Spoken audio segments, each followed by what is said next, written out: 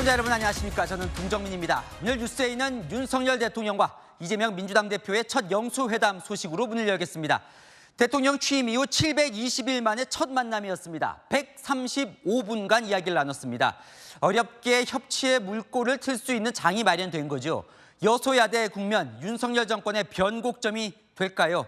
이 양측 모두 협치와 소통에 의미를 부여하면서도 합의문까지 이르지 못했습니다. 워낙 중요한 회동이라 잠시 후 비공개 자리에 있었던 이도훈 대통령 홍보수석과 박성준 민주당 수석 대변인 스튜디오에 직접 모시고 따끈따끈한 이야기 들어보겠습니다. 그래도 앞으로 종종 두 사람 만나는 자리를 갖기로 했습니다.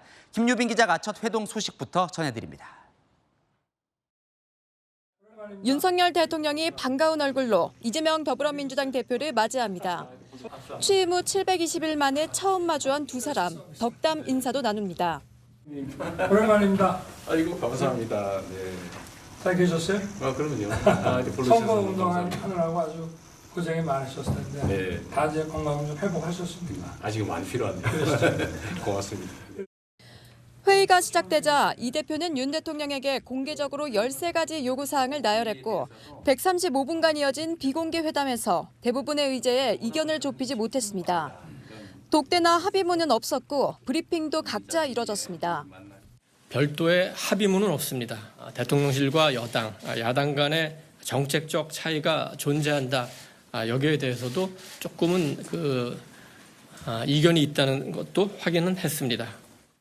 시간 계산을 해보니까 한 85대 15 정도 됐던 것 같아요. 그러니까 모두 발언 이후에는 윤석열 대통령께서 상당히 많은 말씀을 하셨다고 보면 되겠습니다.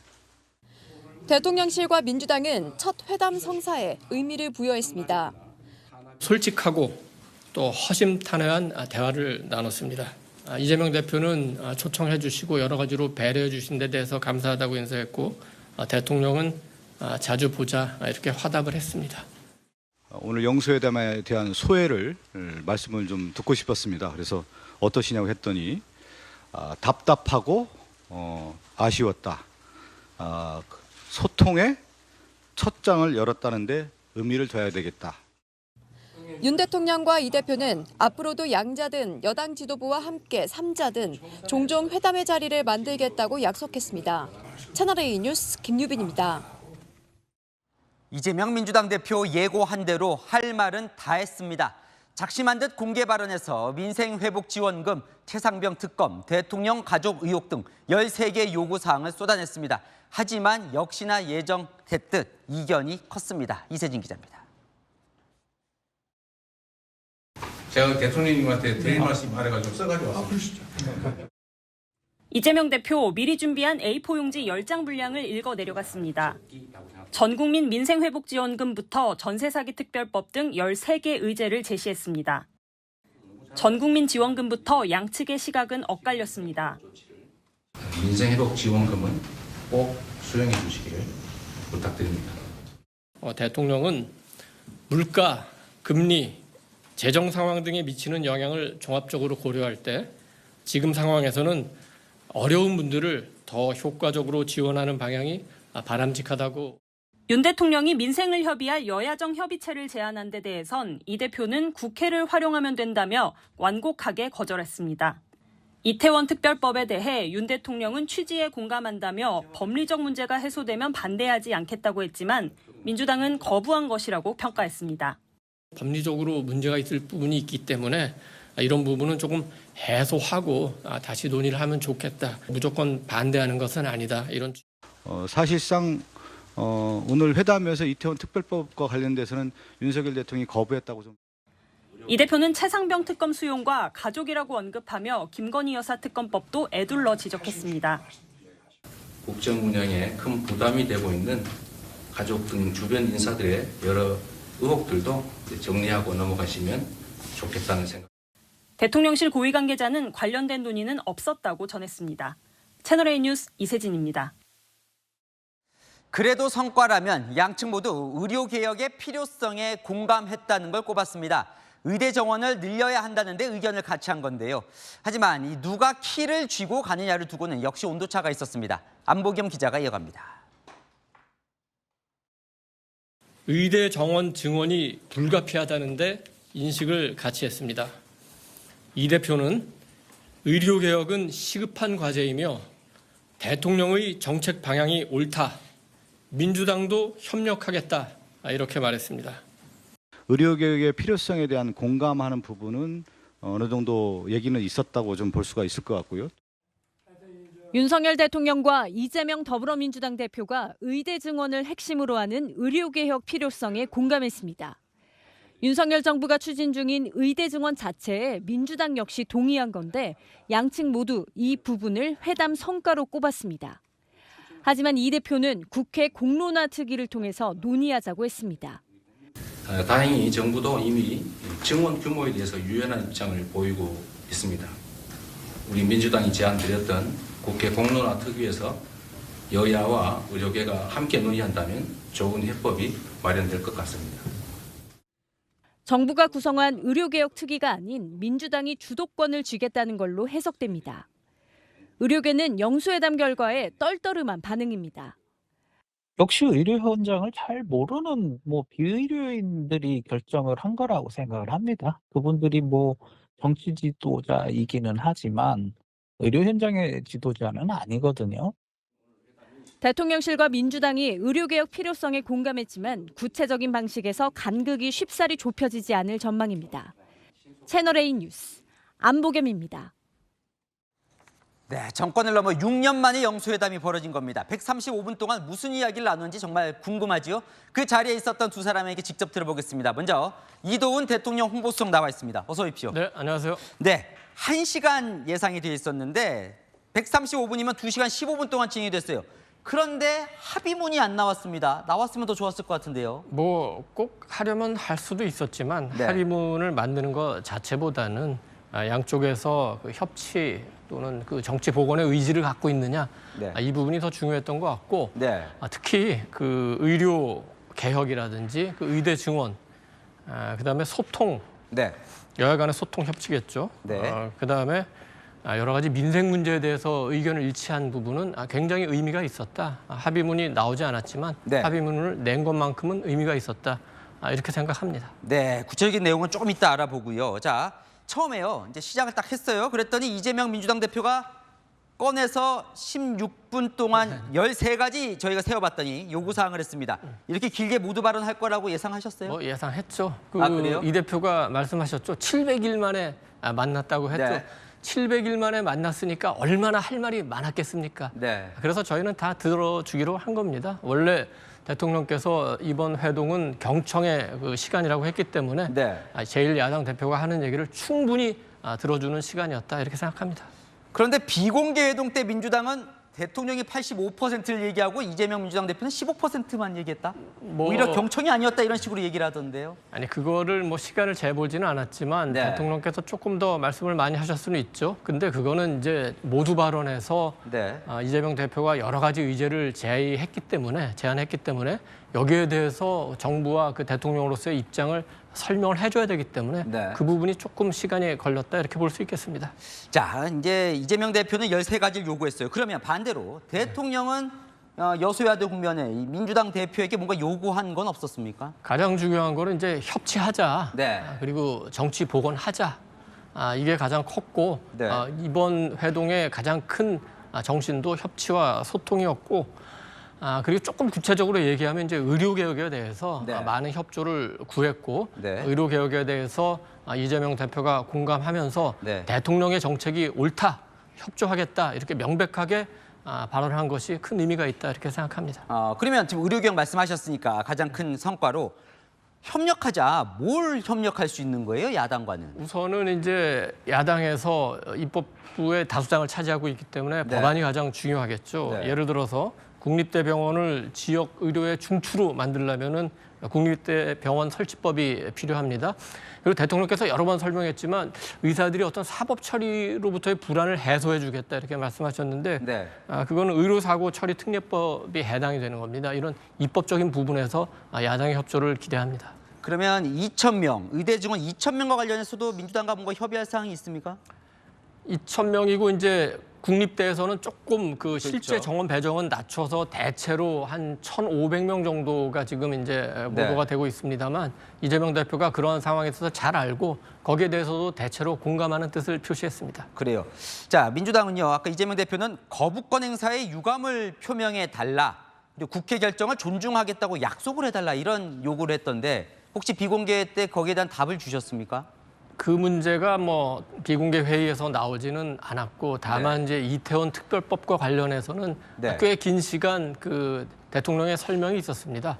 법 자체를 반대하는 건 아니고 조사를 해서 사실을 밝혀야 되고 뭐 추가로 더 해야 될 부분이 있다면 그리고 우리 그 유족이나 피해자분들에 대한 지원도 충분히 해야 된다는 데서는 같은 생각을 갖고 있다. 그런데 이 이태원 특별법 지금 얘기하는 그 법은 법 체계상으로 조금 문제가 있다. 왜냐하면 조사위가 마치 그 수사기관 같은 영장 청구권을 갖는다든지 하는 부분은 법리적으로 문제가 될 수 있고 향후 입법에도 문제가 될 수 있기 때문에 이런 부분을 해소해 준다면은 반대할 이유가 없다. 이렇게 명확하게 얘기를 했습니다. 그래요. 국무총리에 대해서는 대통령이 먼저 제안할 수도 있을 거다 관측이 있었는데 국무총리에 대해서는 뭐 대통령께서 조금은 이제 시간이 걸릴 거다 이렇게 말씀하셨고 저희도 혹시 그 야당에서 국무총리에 대해서 어떤 얘기를 하는지 조금 궁금했는데 얘기를 안 하더라고요. 왜 그럴까? 혹시라도 야당에서 뭐 김부겸 전 총리나 박영선 전 장관 같은 분이 거론돼서 그게 좀 부담스러웠던 건가 그냥 그렇게 생각만 했습니다. 그러면 시간이 좀 걸릴 거다라는 얘기만 하지 구체적인 뭐 사람이 오가거나 혹시 뭐 추천을 좀 해주시면 저희가 반영하겠다 이런 얘기까지는 오간 건 아니네요. 시간이 걸린다는 얘기는 지난번에 그 대통령께서 비서실장을 소개하는 자리에서 기자들과 질의응답 시간에 나온 발언이고 오늘은 총리와 관련해서는 전혀 언급이 없었습니다. 그래요. 일부러 안 하신 거예요? 아니죠. 야당이 문제를 제기했으면 얘기할 텐데 굳이 우리가 먼저 제기할 사안은 아니라고 생각했습니다. 오늘 눈에 띄는 게 김대중 정부 때 민정수석실 부활 얘기를 하면서 민정수석실을 어떻게 다시 만드는 걸로 결정이 났다고 봐도 되겠습니까? 이재명 대표가 이제 그 회동 중에 정책 현장에 대해서 어떤 그 목소리가 잘 반영되지 않는 부분이 있다고 이제 얘기를 했는데 그 부분에 대해서 대통령께서 굉장히 공감을 하면서 같은 고민을 하고 있다. 그래서 정책이 현장에서 어떻게 실현되고 있는지 그리고 또 그 현장에서의 민심이 어떤 건지 이런 걸 좀 수렴해서 듣는 기능이 굉장히 필요한 것 같다. 그래서 돌이켜보면은 김대중 전 대통령 시절에도 그 민정수석의 여러 가지 이제 부작용을 감안해서 법무비서관으로 대신했는데 결국 2년 만에 아무래도 민정수석 기능은 필요하다 이렇게 그 다시 결정하지 않았습니까? 그런 결정을 저희도 유의해서 보고 있습니다. 그래요. 어쨌건요. 지금 자주 만나자 그랬습니다. 오늘이 마지막은 아닌가요? 다시 만나실 겁니까? 종종 만나기로 했으니까 다만 이제 두 분이 또 만날 수도 있고 현재로서는 이제 여당의 이제 원내대표가 대행하고 하고 있습니다만 대표가 없는 상황이니까 여당의 대표가 새로 선출된다면은 두 분이 만날 수도 있고 세 분이 만날 수도 있고 또 다른 형태로도 만날 수 있겠죠. 자, 이제 곧 취임 2주년입니다. 마지막 질문인데 기자회견이나 뭐 소통 지금 계획하고 계세요? 소통은 이미 그 많이 달라졌죠. 이제는 현안이 있을 때마다 대통령이 직접 브리핑룸에 가서 질문 답변도 받고 있기 때문에 이제 무슨 다시 기자회견을 새로 하냐는 뉴스가 안 될 정도로 소통을 많이 하고 있습니다. 그래도 합니까? 아직 결정이 안 됐습니까? 뭐 한다고 봐도 될 것 같습니다. 네, 알겠습니다. 오늘 말씀 여기까지 먼저 듣겠습니다. 지금까지 이도훈 대통령 홍보수석이었습니다. 나와주셔서 감사합니다. 고맙습니다. 자, 보신 것처럼 이수석은 그래도 협치의 물꼬를 살려가려고 애쓰는 모습이었습니다. 민주당도 마찬가지 모습이면서도 이재명 대표 답답하고 아쉬웠다고 표현을 했는데요. 그래도 할 말은 또 다 하고 온 것 같습니다. 같은 자리에 있었어도 느끼는 게 서로 다를 것 같은데요. 이재명 민주당 대표와 함께 회동에 참석했던 박성준 대변인 모시고 또 한번 물어보겠습니다. 어서 오십시오. 예, 안녕하세요. 네, 아이고 바쁘신데 나와주셔서 감사합니다. 자, A4 10장 15분 분량을 딱 앉자마자 꺼내서 이재명 대표가 쫙 읽었습니다. 할 말은 다 하고 오신 거예요, 일단? 일단 이제 정리를 했다고 봐야 되겠죠. 지금의 이제 국가적인 위기라든가 우리 앞으로 해결해야 될 난제가 뭐냐, 의제가 뭐냐에 대한 부분을 이재명 대표가 이제 큰 두 축으로 봤을 때 민생 회복이라는 한 측면하고 국정기조 대전환이라고 하는 부분. 그러니까 이번 총선의 민심이라고 하는 것은 경제적인 측면이 가장 어렵다는 거 아니겠어요? 그 부분을 이재명 대표가 강조했고 특히 윤석열 정권 2년 동안 국정기조가 너무 이 갈라치기 하고 이념이라든가 특히 이제 민주주의 퇴행이라든가 이런 부분들을 또 의회 정치의 복원이라든가 이런 부분을 강조하기 위해서 오늘 이렇게 모두 발언에서 전체적인 대표가 생각했던 민심의 반영을 말씀드렸다 이렇게 볼 수 있을 것 같습니다. 자, 이 대표 스스로도 거북하실 수도 있겠지만라고 하면서 또 쫙 읽어 나가셨어요. 뭐 독재 얘기도 하셨고 대통령은 예상했다 저렇게 긴 말씀을 할지라고 했는데 혹시 비공개회동 때 그래도 너무 길게 하더라 이런 얘기 없었어요? 그런 얘기는 없으셨고요. 제가 느낌에 예상했다고 하지만 예상을 못했던 것 같더라고요. 왜 그러냐면 이재명 당대표께서 이제 뭐라고 할까 이제 쪽지를 꺼내서 읽어야 되겠다고 했을 때 예상하지 못했다라는 것을 제가 이제 눈으로 봤을 때 읽혀졌고요. 그 과정에 그래도 충분히 대표가 얘기했고 거기에 참석했던 대통령뿐만 아니라 대통령실의 비서실장, 홍보수석 또 정무수석이 열심히 들었습니다. 네, 비공개회동 때는 85대 15로 대통령이 더 많이 발언을 했고 그렇습니까? 예. 하나 13개 의제 저희가 조금 세어보니까 언론마다 조금씩 다르게 세던데 자, 좀 비공개 때 답을 좀 궁금해서 거부권 자제에 대해서는 언급이 없었어요. 그러니까 뭐냐면 이제 대표께서 처음에 모두 발언한 내용을 가지고 비공개회에서 이제 하나하나 이제 풀어가면서 얘기하려고 했는데 그게 이제 한 주제마다 길어지다 보니까 다 얘기를 소화하지는 못했던 것 같고요. 특히 이제 이태원 특별법권과 관련된 부분에 있어서 정말 159명의 사망한 사건이고 또 진실규명에 대한 얘기들이 있기 때문에 그동안에 윤석열 정권 들어서 2년밖에 안 됐는데 역대 보수 정권하고 좀 비교를 해보면요. 제가 기억하기로는 이명박 정부 때는 한 번 있었던 걸로 알고 있고 박근혜 정부 때는 거부권이 2번 있었던 걸로 알고 있는데 2년 동안 9번 있었지 않았습니까? 그런데 그 가운데서도 이렇게 생명을 앗아간 이태원 특별법 그 유가족들이 진실규명을 해달라는 거 아니겠어요? 그러면 그 특별법에 담아서 해야 되는 건데 대통령께서는 이 독소조항 얘기를 들면서 사실상 거부하는 모습이었습니다. 그러니까 지금 이제 이도훈 홍보수석은 거부가 아니라 그 독소조항만 일부만 해소해주면 취지에는 공감한다는 거다. 오히려 합의 볼 수 있다 이렇게 앞서 얘기를 했는데 전혀 다르게 또 받아들이셨어요. 아니 그러면 그동안에 이태원 특별법과 관련돼서 수많은 논의도 있었고요. 또 특히 유가족들이 원했던 거 아니겠습니까? 그러면 저는 반문하고 싶어요. 그럼 이렇게 하겠다는 의지가 있었다고 하면 대통령께서라든가 대통령실에 있는 분들이 유가족 만나서 진정한 의견을 듣고 무엇이 필요하냐 말씀을 드려야 되는 그런 경청의 시간이 있었습니까?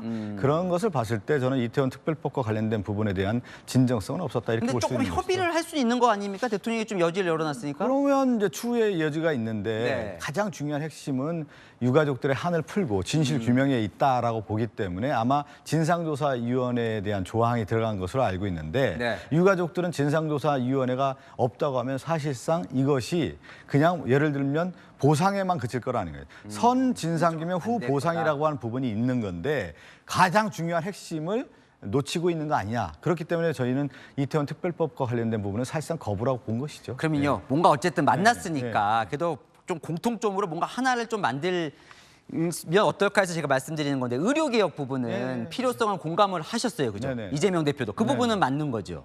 그러면 뭔가 아까 협력 부분이 있는 거예요? 의료개혁에 관련된 부분 우리가 얘기하는 민주당이 그동안 얘기했던 것은 지역 공공 필수 의료 아니겠습니까? 그러한 부분을 충족시키기 위해서는 장기적으로 의대 정원이 필요하다는 게 민주당의 일관된 입장이었는데 윤석열 대통령께서는 2,000명 증원에 대한 얘기를 하지 않았습니까? 그렇다고 하면은 사실상 요즘에 조금 국립대 같은 경우는 좀 조정폭을 뒀더군요. 그런데 사립대학 같은 경우는 그동안 이제 고수할 것 같고요.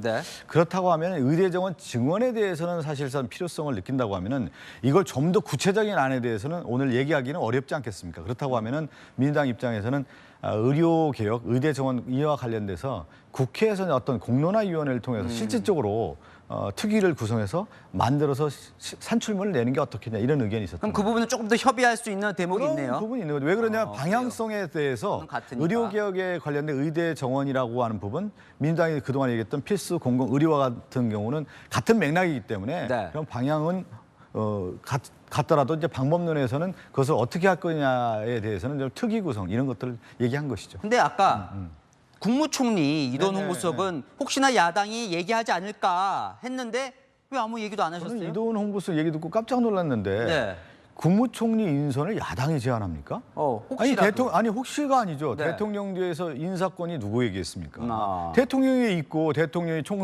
총리를 인선한 다음에 네. 이 인선에 대해서 혹시 야당에게 협조를 구하는 걸 모르겠는데 야당이 그것을 총리 인선을 먼저 얘기한다? 저는 처음 들어보는 얘기인데요. 이거는 그래요. 말도 안 되는 얘기죠. 원래 말도 안 되는 얘기였군요. 예, 말이 안 되는 거죠, 이거는.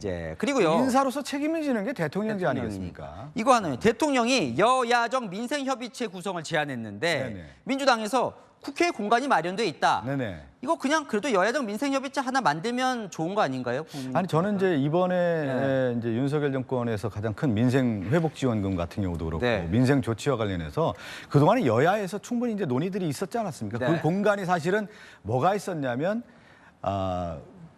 대통령이 특히 이제 야당에 대해서 인정하지 않은 가운데 지금 정치가 실종됐다는 거 아니겠어요? 네. 그러면 정치의 복원이라고 하는 것은 뭐냐면 네. 여당 같은 경우는 우리 민당이 볼 때 대통령이 거수기 당으로 만들었다 이렇게 보고 있는 거거든요. 네. 실종된 정치를 복원하기 위해서는 여야의 정치를 충분히 복원시켜주고 거기에서 합의하고 수기하는 논의 과정들이 있다고 하면 이 문제를 해결하는 것이지 오히려 여야정 협의체 같은 경우가 책임 떠넘기가 될 가능성도 크거든요. 그러니까 실질적으로 일을 하기 위해서는 여야가 만나서 그걸 논의해서 생산물을 만들어내면 되는 것이죠. 자, 마지막 질문 또 드려야 될 것 같습니다. 또 만나실 계획이신지 그리고 어쨌건 오늘 좀 협치의 물꼬는 좀 튼 겁니까? 아니 대표께서도 소통의 첫 문 열었다는 데 의의가 있고 소통을 위해서는 앞으로 계속 이어갈 수 있다라고 하는 데에서는 같이 생각을 했기 때문에 그리고 정진석 비서실장도 형식에 구애받지 않고 좀 만나는 걸 앞으로 어떻게 했냐라는 얘기까지 했거든요.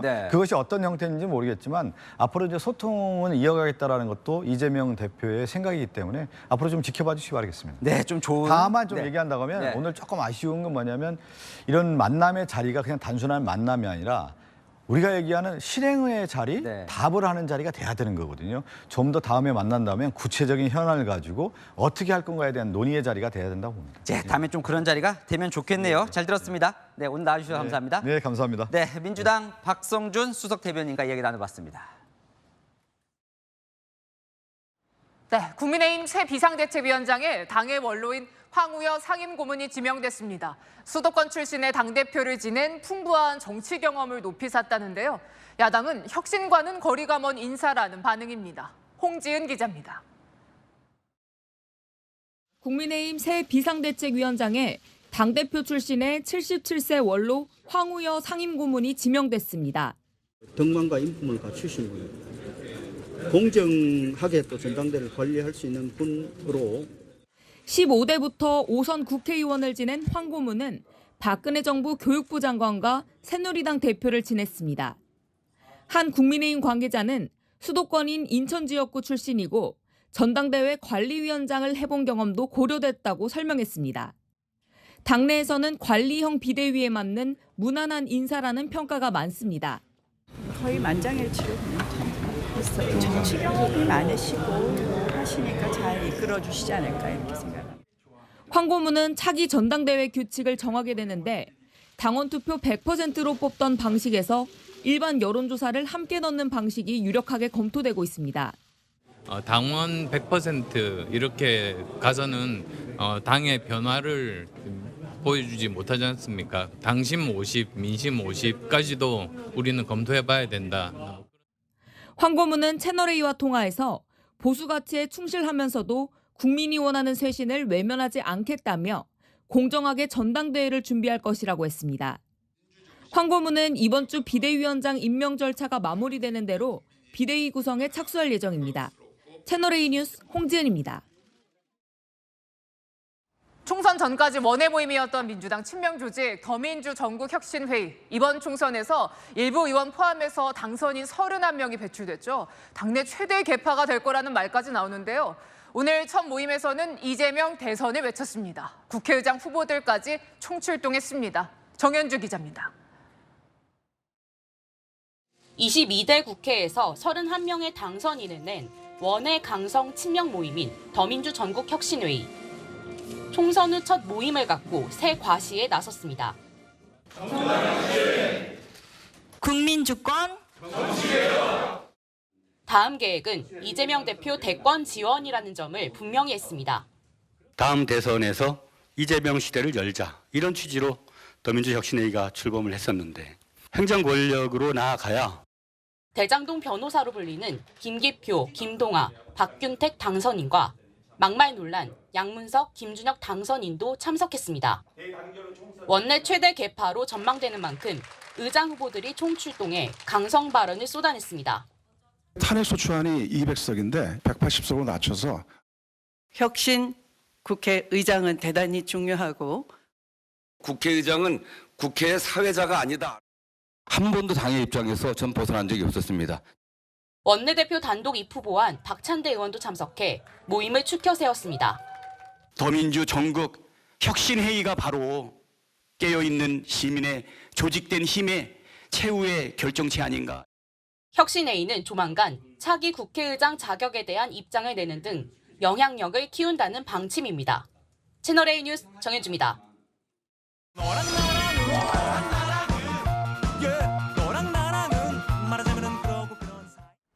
윤수미 기자와 여랑야랑 시작합니다. 첫 번째 주제 보겠습니다. 네, 오늘 영수회담 한 두 사람인데요. 대화 물꼬를 튼 뭘까요? 네, 두 가지입니다. 첫 영수회담이라 어색할 수 있는데 이 대화 물꼬를 튼 두 가지 주제가 있었습니다. 첫 번째, 바로 옛날 얘기입니다.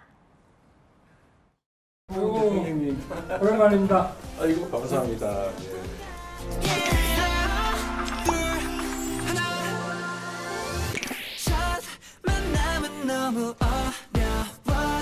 아이고. 정말 후보 때 저희가 행사나 TV 토론 때 뵙고 당선 축하 인사 전화해 주시고. 제가 덕분에 날 행사 나오는데 행사장에서 네. 때마다. 어쨌든 옛날에 같이 했던 걸 좀 하면 조금 자연스러워지죠. 분위기는 괜찮아 보이네요. 네, 그래도 남아있는 어색함은 날씨 얘기로 풀었습니다. 오늘은 비가 온다고 했는 것 같은데 네. 날씨가 좋은 것 같습니다. 국민들이 다 고대하셨기 때문에 오늘 이렇게 좋은 날씨를 준비하는가 이렇게 생각합니다. 뭐 의례적인 인사일 수도 있지만 서로 맞장구를 치려고 노력하는 건 보이네요. 네, 오늘 두 사람이 서로 예의는 지키면서도 할 말은 했습니다.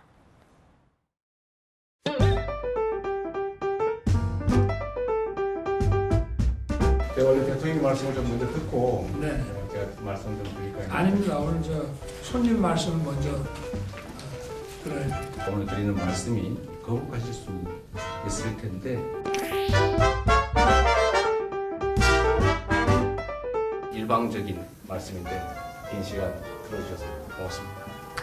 아주 좋은 말씀 감사하고 이런 말씀을 하실 거로 또 제가 예상하고 있습니다. 의제가 없는 영수회담이다 보니 예상보다 긴 135분 회담이 진행됐는데요.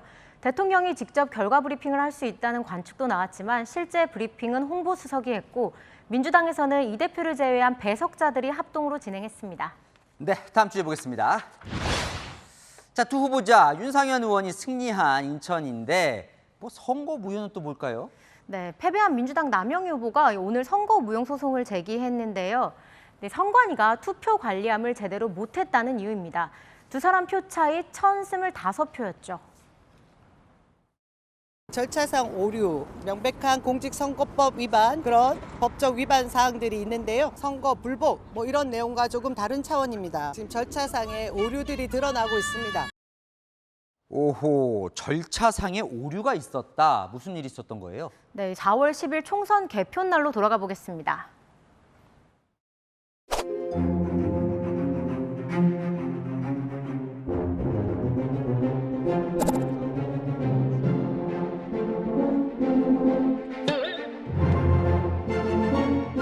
근데 함을 보여주지도 않고 있어요. 7개가 있어야 할 개표함에 갑자기 3개가 사라진 거죠.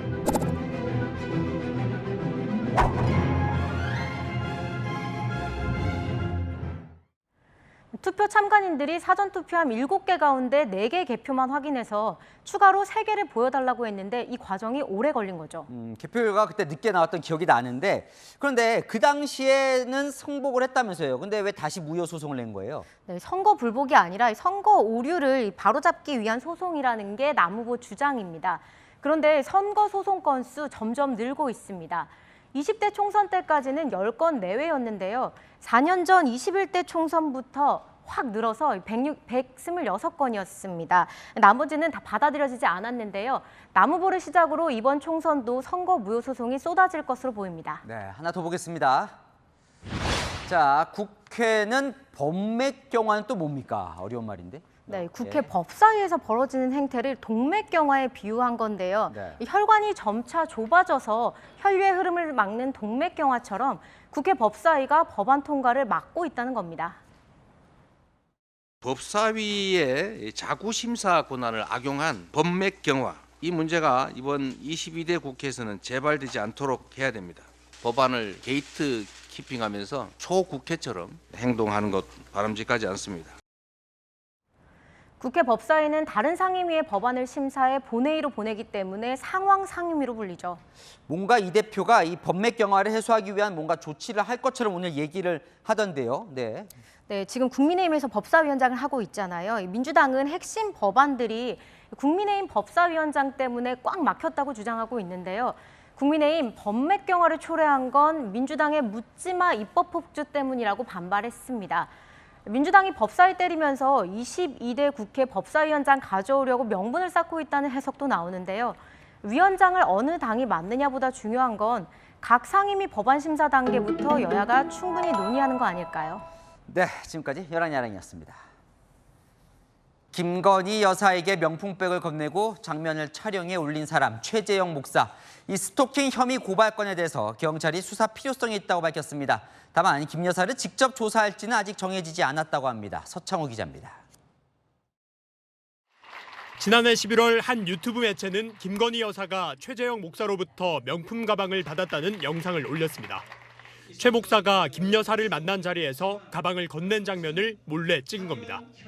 최 목사는 앞서 몇 달에 걸쳐 김 여사에게 SNS 메시지를 보내 만남을 요청하기도 했습니다. 지난 1월 한 보수 성향 단체는 최 목사를 스토킹 혐의로 고발했습니다. 만남을 원하지 않는 김 여사에게 최 목사가 지속적으로 접근해 왔다는 게 고발 취지였습니다. 우종수 경찰청 국가수사본부장은 오늘 기자간담회에서 최 목사의 스토킹 혐의를 두고 법률 검토를 했고 수사할 필요성이 있다고 밝혔습니다. 또 영상 자료와 화면을 토대로 행위와 횟수 등을 조사하고 있다고 덧붙였습니다. 사안이 경미하거나 사유나 정황이 없어 사건을 종결하는 각하 요건은 아니란 겁니다.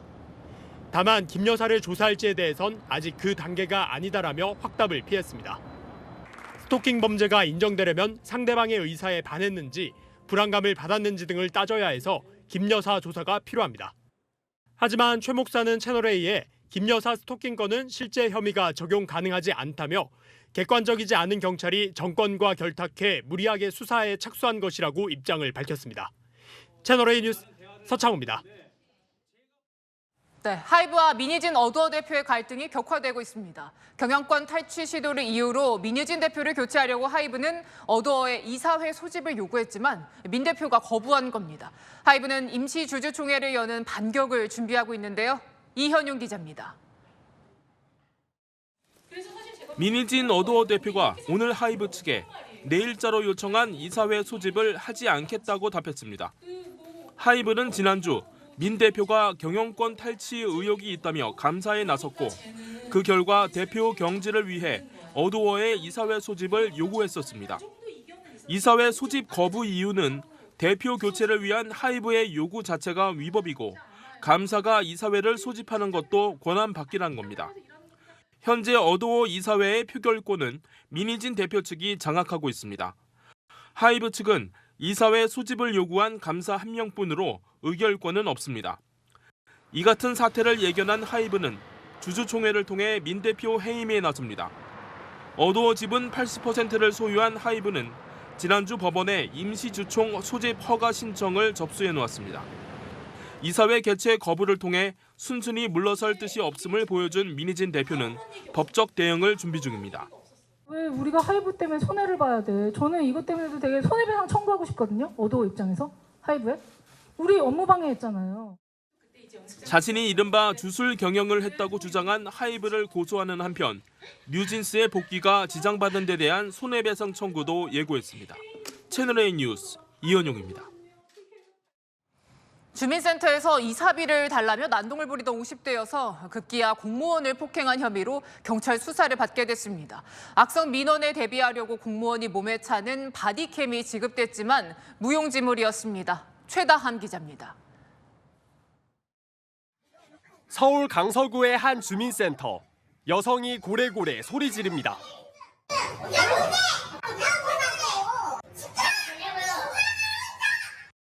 주민센터 직원이 경찰에 신고하겠다고 하자 부르라고 맞받아칩니다. 경찰 부르겠습니다.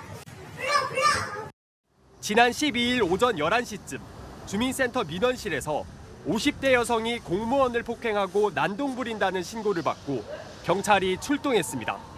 당시 상담을 맡았던 공무원은 머리를 2대 맞았다며 현재 병가를 내고 치료받고 있습니다. 많이 힘들어서 집에도 혼자서 잘 못 가겠다고. 공무원 노조 측은 가해 여성이 기초생활수급 대상자인데 보증금까지 뺐은 뒤 추가 지원해달라, 이사비 달라 요구하며 이달부터 매일같이 찾아오고 있다고 설명했습니다. 악성 민원에 대비해 강서구에선 바디캠을 지급했지만 현실에선 무용지물이었습니다. 촬영 고지를 미리 해야 하는 데다 착용하고 찍을 경황도 없었기 때문입니다. 이번 달부터 안전요원도 배치하고 있지만 예산 문제로 해당 주민센터는 배정이 안 된 상태였습니다. 피해자는 경찰에 고발장을 제출했고 오늘 조사를 받았습니다. 경찰은 CCTV를 분석해 사건 경위를 파악할 계획입니다. 채널A 뉴스 최다함입니다.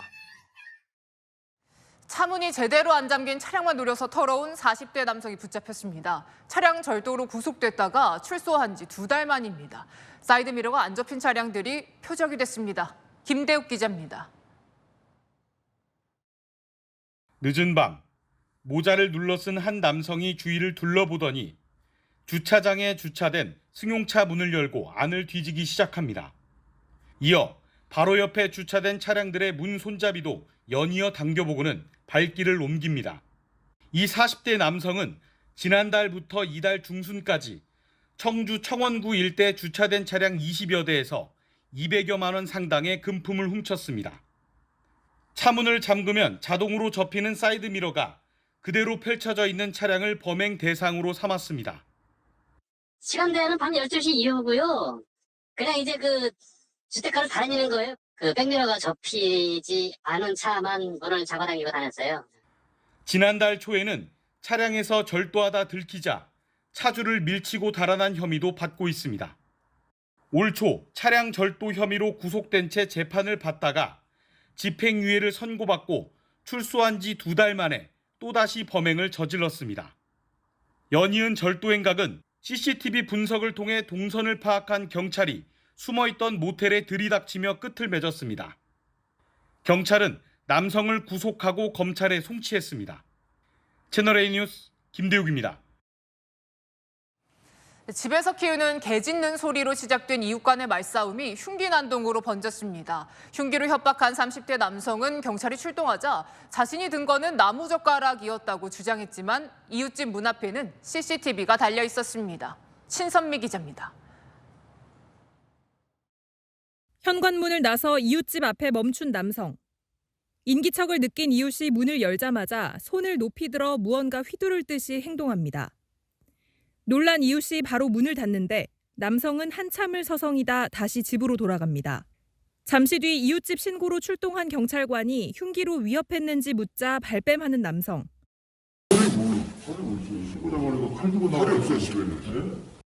계속된 추궁에도 흉기를 든 사실을 부인합니다. 맨날 개가 짖어가지고 지금 그만 좀 하세요. 좀 제발 좀 이렇게 얘기를 하고 오냐. 흉기가 아니라 나무젓가락을 들었다는 황당한 변명을 늘어놓습니다. 뭘 흉기를 들고 나왔다고 해서 뭐 들고 나온 거예요? 얘기해보세요. 없어요. 그냥 나무젓가락 들고 나온 거예요? 결국 수색을 시작한 경찰. 없다던 칼과 가위가 나오고 집 앞 CCTV에는 남성이 가위로 이웃을 위협하는 장면이 고스란히 찍혔습니다. 자, 선생님은 현 시간부로 촉수 협박 현행범 체포합니다. 경찰 조사 결과 남성은 이웃과 개 짖는 소리로 언쟁을 벌이다가 이웃이 경찰에 신고하겠다고 하자 흉기를 든 것으로 드러났습니다. 경찰은 특수협박 혐의로 남성을 검찰에 넘겼습니다. 채널A 뉴스 신선미입니다. 몸에 지니면은 코로나19를 예방해준다며 이른바 백신 카드를 만들어서 배포한 전 의대 교수가 1심에서 징역형을 선고받았습니다. 알고 보니 이 교수는 과거에는 암을 치료하는 물을 만들어주는 장비를 팔았다가 처벌받은 적도 있다는데요. 김지윤 기자가 전해드립니다. 카드에 한자 병 나을 유와 알파벳 N이 적혀 있습니다. 연세대 원주의대 생화학 교수였던 김모 씨가 만든 이른바 UN 카드입니다.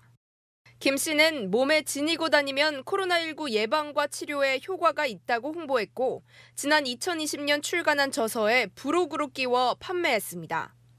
책에서는 코로나19용 UN 카드의 효과는 100%라며 면역 기능을 강화하고 염증 반응을 줄여준다고 기재했습니다. 그러면서 유명 대형 교회를 비롯해 전국 교회 신도들에게 100만 장가량을 무료로 나눠주기도 했습니다. 제가 카드를 좀 많이 만들게 됐어요. 코로나를 치료하는 그런 물질들의 파동들을 디지털화해서 컴퓨터에 저장한 다음에 그것을 2차원 평면에다가 표현한 거예요. 하지만 법원은 의료기기법 위반 혐의로 김 씨에 대해 징역 8개월에 집행유예 2년을 선고했습니다. 1심 재판부는 국민 생명과 건강에 대한 위해 발생 우려가 크다며 엄히 처벌할 필요성이 있다고 질타했습니다. 김 씨가 이미 같은 전과가 있다는 점도 고려됐습니다. 지난 2010년에는 자신이 개발한 생명수가 암을 치료한다며 장비를 팔았다가 벌금 2천만 원 형을 확정받았습니다. 김 씨는 2022년 의대 교수직에서 정년 퇴직했습니다. 채널A 뉴스 김지윤입니다. 우리나라 병원을 찾는 일본인 환자가 1년 새 무려 9배가 늘었습니다. 왜 이렇게 한국으로 몰려오는지 서주희 기자가 취재했습니다.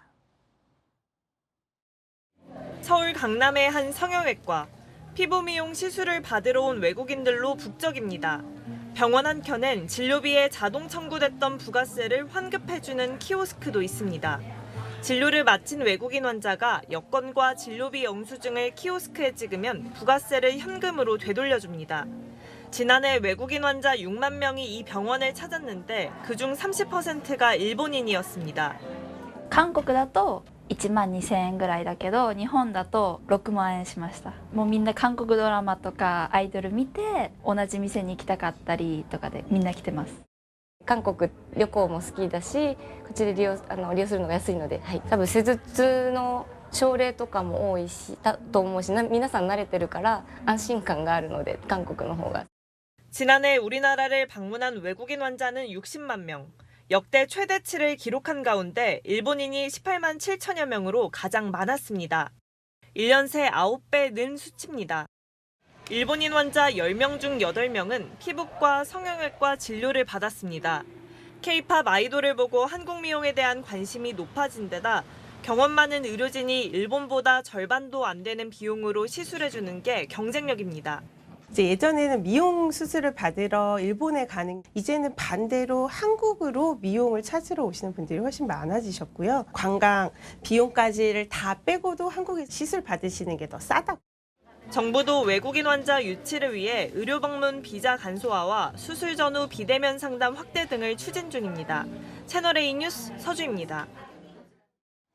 자, 우리도 일본 여행 많이 갑니다. 이 역대급 슈퍼 엔저 현상이 한몫하고 있는데요. 지금 일본엔 외국인 관광객들이 넘쳐나고 있습니다. 도쿄 김민지 특파원이 취재했습니다. 최장 열흘을 쉴 수 있는 황금 연휴, 골든위크가 시작된 일본. 도쿄의 대표 번화가 시부야에 외국인 관광객들이 넘쳐납니다. 비행기도 적게 타는데 약간 사람들도 친절하고 엔화도 싸고 해가지고 또 올 것 같아요. 3월 한 달간 일본을 방문한 외국인 관광객은 300만 명을 넘었는데 이 중 한국인이 가장 많은 것으로 나타났습니다. 한국이나 중국 못지않게 서양인 관광객들도 많습니다.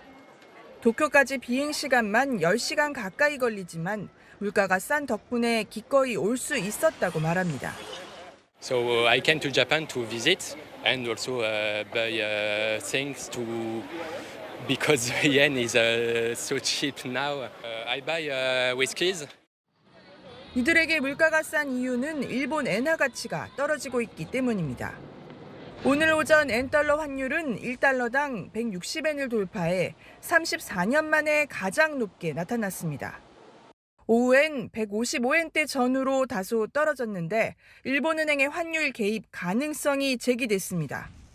基調的な物価上昇率に無視得ない影響が発生するということであれば、金融政策上の考慮あるいは判断材料となるというふうに。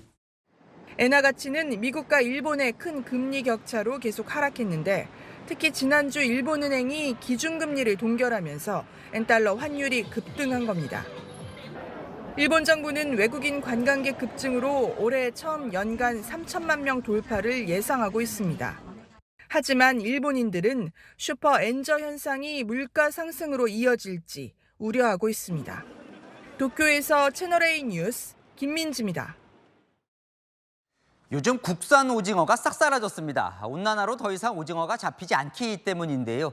결국 정부가 아르헨티나 인근 포클랜드산 오징어를 대량 들어오기로 했습니다. 안건우 기자입니다. 점심 도시락에 들어간 오징어 볶음 반찬입니다. 오징어 국산일까요? 궁금해서 지금 찾아보고 있거든요. 원산지는 원양입니다. 대형마트 오징어 매대입니다. 국산이 비싸다 보니 3분의 2를 아르헨티나산 오징어가 채웠습니다. 오래 냉동해 살이 좀 퍽퍽하지만 맛은 국산과 비슷합니다. 아르헨티나 수입산을 보고 있는데 거의 지금 안 먹고 있거든요. 비싸가지고요. 가을과 겨울이 대목인데 기후변화로 우리 바다 수온이 올라가면서 국산 오징어 씨가 말랐기 때문입니다. 우리가 그 어획이 가능한 강원 경북 근해에서 이렇게 주로 분포하는 게 아니라 러시아 수역까지 이렇게 올라가거든요. 3년 전만 해도 6만 톤이 넘었던 연근의 오징어 생산량은 지난해 거의 3분의 1 토막 났습니다. 어획량이 줄면서 지난해 마리당 5,100원대였던 국산 냉동 오징어 가격은 5,700원을 넘어섰습니다.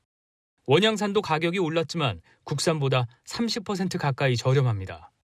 정부는 치솟는 오징어 가격을 잡기 위해 아르헨티나 인근 포클랜드 등 원양에서 잡힌 오징어 15,000톤을 내일 부산 감천항을 통해 들여온다고 밝혔습니다. 나머지 물량도 순차적으로 들여오면 수급 불안이 점차 해소될 것으로 기대하고 있습니다. 채널A 뉴스 안건우입니다. 국회 법 통과로 3년 뒤부터는 게 식용이 전면 금지됩니다. 그런데 문을 닫아야 할 보신탕집들이 오히려 규모를 넓히거나 육견수를 늘리고 있다는데요. 이유가 있습니다. 현장 카메라 강보인 기자입니다. 2027년부터 식용 목적의 게 유통을 전면 금지하는 이른바 게식용종식법이 석 달 전 공포됐습니다. 관련 업주들은 폐업 지원금 등을 지원받을 예정인데요.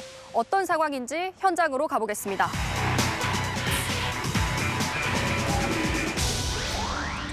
게 사육 농장 안에 수백 개의 철제 우리가 있습니다. 게식용종식법이 시행됐지만 당장 폐업할 생각은 없습니다. 힘들어서 그만두려고 했던 사람, 그런 사람도 혹시 일단 보상 문제가 결정이 나질 않으니까 안 되는 거죠. 오히려 사육하는 개를 늘린 곳도 있다는 얘기도 합니다. 사육도수 느린 농장은 혹시 있나해가지고요. 여기서 저 큰 길로 내려가시면 한 2km 가면 좌측에 한 600마리 돼요. 경기 성남의 모란시장. 보신탕, 영양탕 간판을 내걸고 장사를 하는 식당들이 여전히 성업 중입니다. 이 중 한 곳은 최근 확장 공사를 마쳤습니다. 저희 같은 경우도 많이 늘렸죠. 이제 2층에 방 하나 터가지고 손님이 많이 늘었어요. 얼마 전 보신탕집으로 간판을 바꿔단 음식점도 있습니다. 내부 비용소 이런 것을 하지 않고 있어서 3개월 전에 게식용종식법 시행으로 사육농가나 식당에는 폐업 지원금이 지급될 예정입니다. 그렇다 보니 당장 문을 닫지 않는 데다 일부에선 지원금을 더 받으려는 움직임까지 있는 겁니다. 대상이 아님에도 불구하고 일단 한번 해보자는 경우도 있을 수 있는 거고, 무임승차라든지 도덕적 해이라든지. 당연히 면적이 아니지 매출로 해야 되는 게 맞는 거지. 만약에 보상을 안 해주면 계속 팔아야죠. 구체적인 정부 지원금 기준은 이르면 올 하반기에 발표될 예정입니다. 지원금을 노린 매출 부풀리기 등에 대한 철저한 감시가 필요해 보입니다. 현장 카메라 강보인입니다. 미국 남부 지역에는 괴물 토네이도 수십 개가 한 번에 휘몰아쳤습니다. 피해 현장은 전쟁터를 방불케 합니다. 배정현 기자입니다. 칠흑 같은 어둠 속에서 번개가 치자 거대한 회오리가 나타납니다. 돌덩이와 파편이 사방에서 날아들더니 주변을 쑥대밭으로 만듭니다. 현지 시각 어제 미국 오클라호마주에 38개의 토네이도가 휘몰아쳤습니다. 이틀 전 미국 중서부 지역에서 발생했던 토네이도가 남부까지 진격한 겁니다. 특히 토네이도 상습 피해 지역인 오클라호마주에선 최소 4명이 숨지고 수십 명이 다치는 등 대규모 인명 피해가 발생했습니다. 급기야 비상사태까지 선포됐습니다. I just haven't seen this much destruction from my time as governor. 멕시코만에서 유입된 고온 다습한 공기가 북서쪽 찬 공기와 만나 수십 개의 토네이도가 만들어진 건데 성질이 다른 두 공기층이 급격히 충돌하면서 더욱 강력한 토네이도가 생성됐습니다. 토네이도가 지나간 자리는 주택 수백 채가 무너졌고 자동차들이 종잇장처럼 찌그러지는 등 재난 영화의 한 장면을 방불케 했습니다. 수백 톤의 화물 열차까지 초강력 토네이도에 밀려 탈선했습니다. 주민 2만여 명은 전기마저 끊긴 암흑 속에서 공포에 시달리고 있습니다. 미 기상당국은 당분간 토네이도와 폭우 등 악천후가 이어질 수 있다며 주의를 당부했습니다. 채널A 뉴스 배정현입니다. 네, 우리나라 최초의 우주항공청이 한 달 뒤에 출범합니다. 우주산업의 미래는 어떤 모습일지 6년 전 우주청을 만든 호주에서 미리 볼 수 있습니다. 박지혜 기자가 다녀왔습니다. 가방 속 물건을 척척 꺼내는 이 로봇. 영하 140도를 견디며 우주 기지를 지을 수 있는 달 탐사 휴머노이드 로봇 발키리입니다. 미 우주항공청 나사에서 만들고 호주 민간 기업이 움직임을 개발 중입니다. 내년부터는 세계 최대 달 탐사 프로젝트 아르테미스에 투입됩니다. 2018년 우주국을 설립한 호주는 무중력 화장품도 개발했습니다. 중력에 처지는 피부를 무중력 상태인 것처럼 착각에 빠뜨려 피부 재생을 강화하는 원리입니다. 우주정거장 ISS에서 원료인 세포를 배양하고 검증도 마쳤습니다. Space is the same thing. It's just a different environment to study human or cell response. 1시간이면 서울에서 부산을 갈 수 있는 전기 비행기 상용화도 앞뒀습니다. 이 전기 비행기는 전기 자동차와 같은 원리로 시속 300km 비행이 가능한데요. 불과 10분 만에 충전이 완료됩니다. So it can take off straight up like a helicopter, but then flies like a normal airplane. And they can land anywhere, take off anywhere. 호주는 우주국 설립 후 민관 협력을 토대로 성과를 내고 있습니다. 채널A 뉴스 박지혜입니다.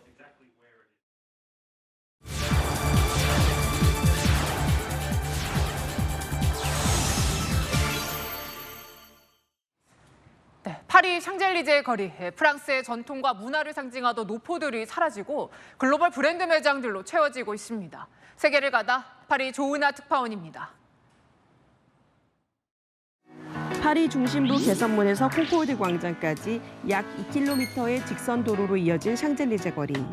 130년 된 백화점부터 160년 역사를 자랑하는 마카롱 가게, 샹송의 데모 에디트 피아프의 단골 식당까지 오래된 상점들이 즐비합니다. 그런데 90년 역사를 가진 샹젤리제 거리의 대표 영화관이 불이 꺼진 채 텅 비었습니다. 할리우드 작품부터 세계 영화들이 상영됐던 곳인데 지난해 영업 중단 이후 빈 껍데기만 남아 있습니다. 또 다른 곳도 사정은 마찬가지입니다. 87년 역사를 자랑하는 이 영화관도 올해 6월에 문을 닫겠다고 발표했습니다. 영화관은 아쉬워하는 시민들을 위해 물건들을 경매에 내놓기로 했습니다. Eh ben, je pense que c'est dommage, un cinéma avec autant d'années, c'est dommage de perdre un beau cinéma. 유명 작가들이 책을 내고 사인회를 열었던 70년 역사의 대형 서점이나 화덕피자로 관광객들에게 호평을 받았던 65년 된 이탈리안 레스토랑도 최근 문을 닫았습니다. 역사와 전통을 간직해왔던 샹젤리제 거리의 노포들이 잇따라 사라지는 건 높은 임대료 때문입니다. 세계 주요 도시 임대료 순위에서 샹젤리제 거리는 5위로 우리나라 명동보다 2배 가까이 비싼 것으로 나타났습니다. Je pense que maintenant les prix des loyers sont très chers et c'est les gros groupes qui peuvent se permettre de louer les emplacements sur les Champs-Élysées. Oui. 노포가 사라진 자리는 유명 글로벌 브랜드들이 차지했습니다. 대규모 자본이 유입돼 대형 상권을 이루자 기존 소상공인들이 높은 비용을 감당하지 못하고 쫓겨나는 젠트리피케이션 현상이 나타나는 겁니다. 일간 르파리지행은 우후죽순 들어선 글로벌 브랜드 매장들로 샹젤리제의 문화가 사라지고 있다며 우려 섞인 보도를 전했습니다. 이를 의식한 듯 파리시는 올해 7월 올림픽을 앞두고 샹젤리제가 지나치게 상업적으로 보이지 않고 정체성을 되찾을 수 있도록 재정비 사업을 벌이고 있습니다. 파리에서 채널A 뉴스 조은아입니다. 지금 남부지방과 제주 내리는 비는 내일 이른 새벽까지 이어집니다. 적게는 5mm, 많게는 30mm가 더 내리겠습니다. 내일도 일교차가 큰 가운데 오전에 대부분 맑은 하늘을 되찾겠습니다. 다만 동쪽 지역은 또 비가 내려서 모레 낮까지 이어지겠습니다. 먼저 영남 내륙의 최대 30mm가 소나기 형태로 지나겠고 제주에 10mm, 동해안과 전남 동쪽에 5mm 미만의 비가 내리겠습니다. 내일 아침 충청과 호남 지역은 안개가 무척 짙겠습니다. 내일 기온은 전국이 14도 안팎에서 시작됩니다.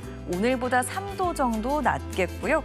한낮에 서울은 24도로 오늘과 비슷하겠지만 대전과 부산은 오늘보다 5도 높겠고 대구는 26도까지 올라서 10도 높아지겠습니다. 비가 그친 후에는 맑은 날씨 속에 또다시 여름만큼 기온이 오르겠습니다. 날씨였습니다. 독대도 없었고 합의문도 없었습니다. 이재명 민주당 대표는 답답하고 아쉬웠다고 했고 대통령실도 정책적 이견을 확인했다고 했죠. 하지만 첫 술에 배부르기 쉽지 않습니다. 대통령실은 협치에 물꼬를 텄다고 했고요. 민주당도 소통의 첫 장을 열었다. 이런 희망적인 시그널에 더 주목해 보려고 합니다. 의료개혁, 연금개혁 필요하다는데 서로 동의를 했다니 할 수 있는 것부터 풀어가길 바랍니다. 마침표 찍겠습니다. 협치의 끝이 아닌 시작되길. 뉴스에 마칩니다. 감사합니다.